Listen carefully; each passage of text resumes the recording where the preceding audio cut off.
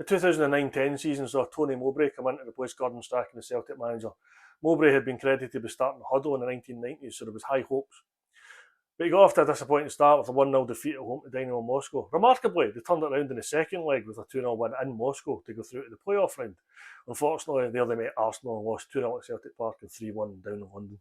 Celtic dropped into Europa League then and started with a 2-1 defeat away at Hapoel Tel Aviv and a 1-1 draw at home to Rapid Vienna.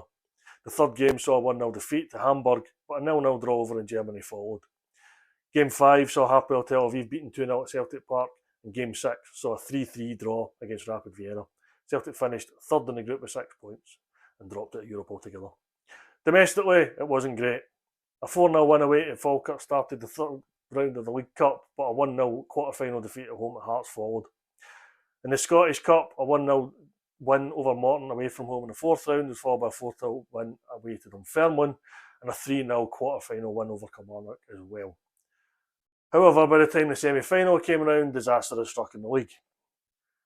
The Celtic ultimately finished second in the league with 81 points in 38 games, with 25 wins, 6 draws and 7 defeats. They weren't too far behind Rangers, but that was mostly down to winning the last 8 games to close the gap. By the time that they got their only win over Rangers, it was well done.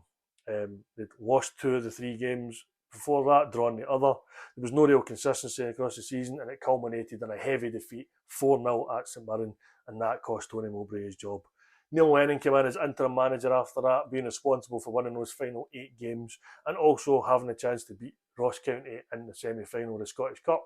Unfortunately, that wasn't the case, and Ross County won the game 2-0, much to the ire of Neil Lennon, who thought it might have cost him the job permanently.